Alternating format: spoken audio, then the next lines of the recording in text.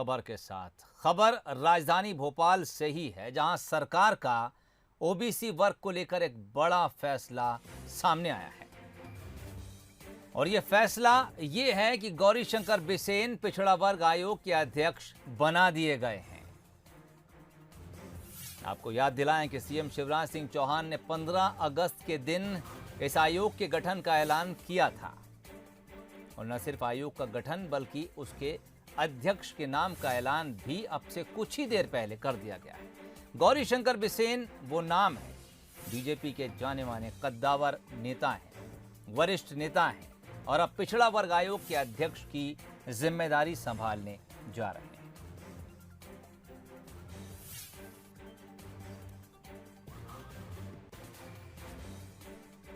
तो ये बड़ी खबर आपको बता रहे हैं, अब से कुछ ही देर पहले सरकार ने यह फैसला लिया है। गौरीशंकर बिसेन वो नाम सामने आया है, पिछड़ा वर्ग आयोग के अध्यक्ष बना दिए गए हैं।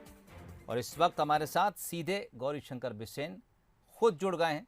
आइए उन्हीं से बातचीत करते हैं और क्या कुछ बतौर अध्यक्ष उनकी प्राथमिकताएं होंगी वो भी हम जानेंगे।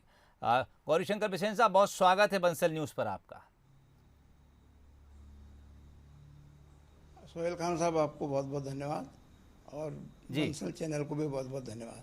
चलिए, हमारा सौभाग्य है कि अब कुछ ही क्षण पहले, कुछ ही मिनट पहले ये ऐलान हुआ, आपका नाम सामने आया और आप हमारे रूबरू भी हैं। और शुरुआत इसी से करूंगा आपसे। यकीनन आपको इस बात का पहले से कुछ इल्म या इशारा मिल गया होगा कि आपको ये पद मिलने जा रहा है।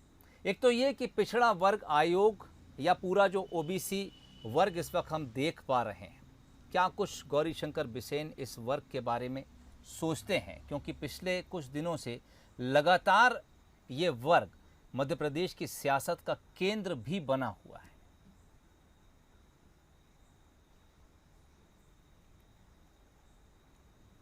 देखिए, पिछड़ा वर्ग मध्य प्रदेश के सियासत का केंद्र नहीं, अभी तो पूरे भारतवर्ष का केंद्र बिंदु है जी।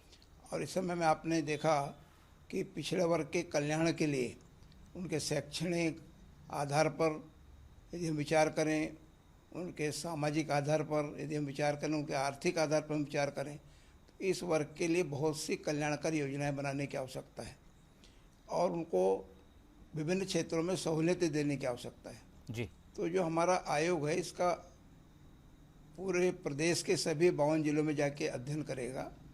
लोगों से उनके जो प्रॉब्लम्स हैं उनको हम एकत्रित करेंगे और उसके आधार पे अपनी एक समय सीमा के अंदर रिपोर्ट सरकार के सामने प्रस्तुत करेंगे। जी बिसेन साहब, हालांकि मैं बहुत अर्ली स्टेज पर आपसे ये सवाल पूछ रहा हूँ, चंद मिनट पहले आपके नाम का ऐलान हुआ है, लेकिन फिर भी चूंकि जिम्मेदारी अब आपके हिस्से में आ ही गई है, शुरुआत कहाँ से होगी? 51% जनता है इस वक्त मध्य प्रदेश में जो ओबीसी वर्ग से जुड़ी है और अब वो एक उम्मीद भरी नज़र गौरीशंकर बिसेन की तरफ उठाकर, यकीनन जो अभी इस खबर को देख रहे हैं वो अभी से उम्मीद लगाए बैठे हैं, नहीं तो कल सुबह जब अखबारों में ये हेडलाइन छपेगी तो बाकी जो लोग हैं उनकी भी नज़र गौरीशंकर बिसेन की तरफ ज़रूर उठेगी। वो उम्मीद कहाँ से शुरू होगी और गौरीशंकर बिसेन उस उम्मीद को किस तरह धीरे धीरे परवान चढ़ाएंगे? देखिए, आयोग का काम है जिस वर्ग के लिए उसको दायित्व मिला है उनके प्रॉब्लम्स को सुनना और अपनी रिपोर्ट सबमिट करना, उसका अध्ययन करना। इसके बाद में सरकार उन रिकमेंडेशन के ऊपर उसका क्रियान्वयन करती है। जी। तो हम लोग उस दिशा में काम करेंगे। इसके पहले रामजी महाजन जी का आयोग 1980 में बना था, उसने अपनी रिकमेंडेशन सबमिट की थी। जी। और मैं कह सकता हूं कि वो सिर्फ रिकमेंडेशन तक सीमित रही, बहुत ज़्यादा उनका क्रियान्वयन नहीं हुआ। लेकिन आज की इस बात की आवश्यकता है कि इन वर्गों के बारे में हम ऐसी रिपोर्ट सबमिट करें जिससे सभी तरह के लाभ इस वर्ग को अच्छे से मिल सके। ये बड़ी महत्वपूर्ण बात आपने कही गौरीशंकर साहब की। दरअसल आयोग जो हैं या समितियां जो हैं वो पूरे मामले की पड़ताल करती हैं और फिर अपनी रिपोर्ट को सरकार को सबमिट करती हैं। हमने भारत के इतिहास में देखा कई ऐसी रिपोर्ट्स हैं जो बस्ते में रख कर और गांठ बांध दी जाती है, उसके बाद सरकारें बदल जाती हैं लेकिन वो रिपोर्ट नहीं खुलती। क्या गौरीशंकर बिसेन उन तमाम रिपोर्ट्स को लेकर सरकार के पास बार बार जाएंगे और ये कोशिश करेंगे कि जब तक उनके रिकमेंडेशंस को सरकार पूरा नहीं करती तब तक वो जिम्मेदारी गौरीशंकर बिसेन की ही होगी। देखिए, दृढ़ इच्छा के धनी और काम पे विश्वास रखने वाले, परिणाम देने वाले हमारे यशस्वी मुख्यमंत्री माननीय शिवराज सिंह चौहान ने 15 अगस्त को पिछड़ा वर्ग आयोग, एक संवैधानिक आयोग गठन करने की घोषणा की। अपने प्रदेश के नाम संदेश में उसका वाचन किया और हमारे प्रदेश के संगठन के सारे हमारे मुखिया ने, हमारे प्रदेश अध्यक्ष जी वी.डी. शर्मा जी और हमारे संगठन नेतृत्व ने जी इसके क्रियान्वयन की दिशा में बहुत गंभीरता से इसको लिया और बहुत ही कम समय अवधि में आयोग के अध्यक्ष का नामांकन किया है। जी। अब हमारी जवाबदारी कि इस दिशा में हम अपनी सिफारिशें जल्दी से जल्दी एक निश्चित समय सीमा के अंदर सरकार के सम्मुख प्रस्तुत करें, जिससे कि जिनके लिए रिपोर्ट सबमिट होती है उसका लाभ सरकार के माध्यम से मिल सके।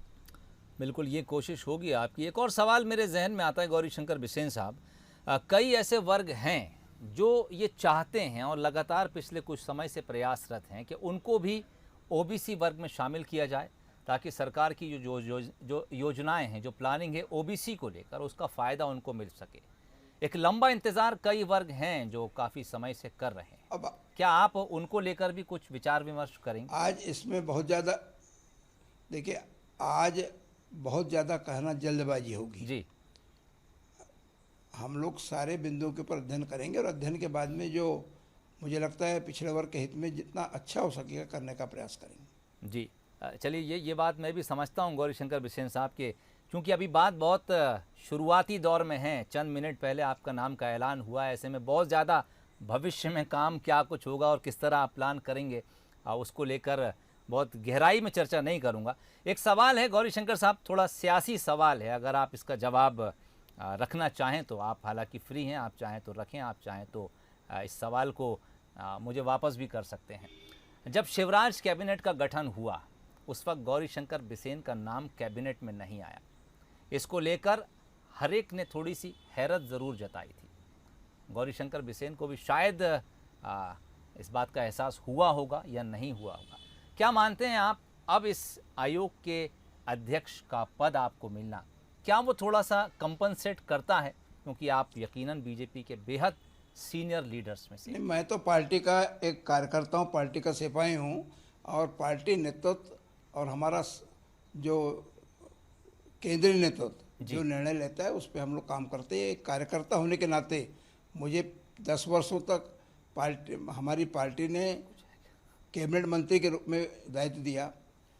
3 महत्वपूर्ण विभाग का मैं कैबिनेट मंत्री रहा और इसके बाद यदि नहीं बनाया तो उससे कोई फर्क नहीं पड़ता। हम लोग कार्यकर्ता काम करते हैं। आज हमें पिछड़ा वर्ग आयोग का काम करने का अवसर दिया है, उसमें हम काम करेंगे।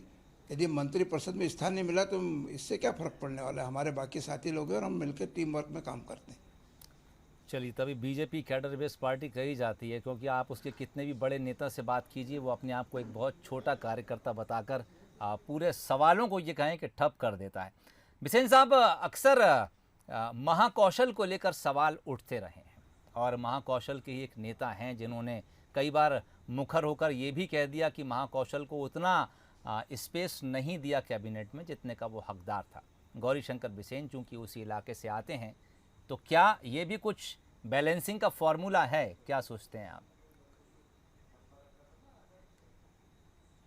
ये कुल मिला के पिछड़े वर्ग के कल्याण के लिए बना ये आयोग है जी। उनके हितार्थ काम करने का एक प्लेटफॉर्म हमें मिला है और इस आयोग के माध्यम से हम उनके रिकमेंडेशन को सरकार में भेजेंगे और सरकार के माध्यम से उनके कल्याण के काम होंगे।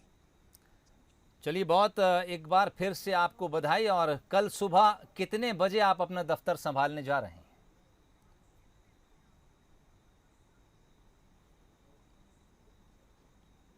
अभी तो सबसे पहले मैं माननीय मुख्यमंत्री शिवराज सिंह चौहान जी को धन्यवाद ज्ञापित करने के लिए सीएम हाउस जाऊंगा जी।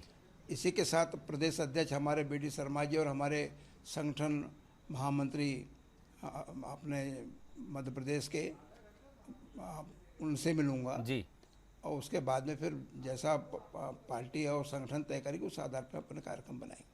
गौरीशंकर बिसेन साहब, बहुत शुक्रिया हमसे बातचीत के लिए। अपने कीमती वक्त में से हमें ये तमाम वक्त देने के लिए और हमारे तमाम सवालों का बहुत साफ गोई और बेबाकी से जवाब देने के लिए। एक बार फिर आपको बहुत बधाई आपके इस नए पद पर बैठने के लिए, नया पद आपके नाम होने के लिए। और हम उम्मीद करते हैं कि गौरीशंकर बिसेन के नेतृत्व में ये आयोग कुछ इस तरह काम करेगा कि तमाम ओबीसी वर्ग जो एक उम्मीद के साथ इस आयोग की तरफ गौरीशंकर बिसेन को अध्यक्ष के तौर पर देखता है, उम्मीद जताता है, उसकी उम्मीदों पर न सिर्फ ये आयोग बल्कि गौरीशंकर बिसेन भी खरे उतरेंगे। एक बार बहुत बधाई आपको फिर से, बहुत शुक्रिया बंसल न्यूज़ से बातचीत के लिए। बहुत बहुत धन्यवाद।